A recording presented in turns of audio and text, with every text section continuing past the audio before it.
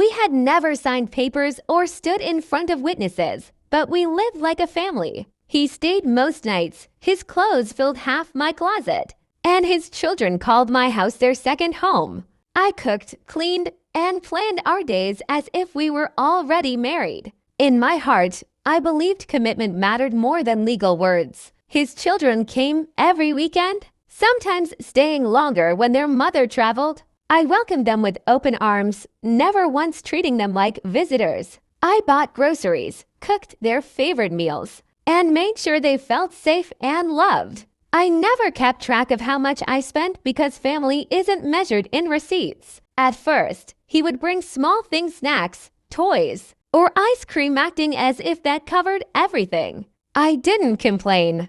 I assumed he understood how expensive food, school supplies, and daily care could be. I believed he noticed my effort, even if he didn't say it. One evening, after a long day, I realized the pantry was almost empty. The children were hungry, asking what was for dinner, and I felt embarrassed that I hadn't planned better. When he arrived, relaxed and smiling, I casually asked if he could give me some money to buy groceries for them. The change in his expression was instant. His smile faded and his shoulders stiffened. He asked why I was asking him, as if the question itself was offensive. I tried to explain calmly that the food was for his children, not for me. He raised his voice, saying I was making him feel used. He reminded me we weren't married and said I had no right to ask him for money. His words hit harder than I expected, cutting through all the love and effort I had poured into our life together.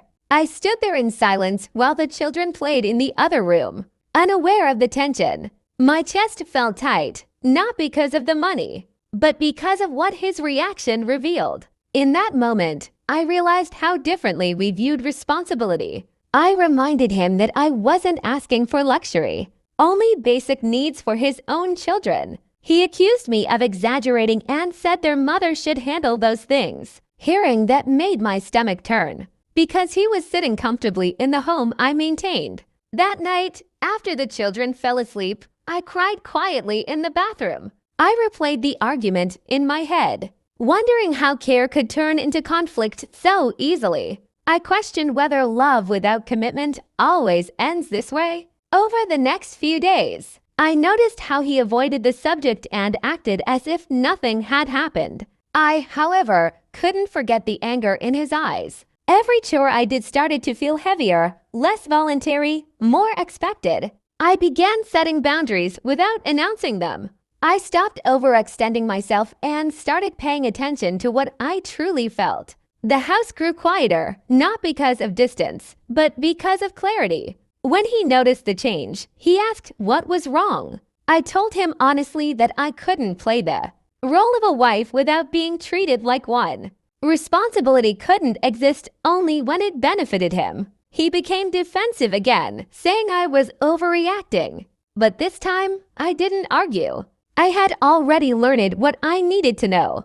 Love shouldn't feel like a negotiation over basic decency. Eventually, the relationship faded. Not with a dramatic ending, but with a slow understanding that we wanted different things. I walked away with a painful lesson, but also a stronger sense of self-worth.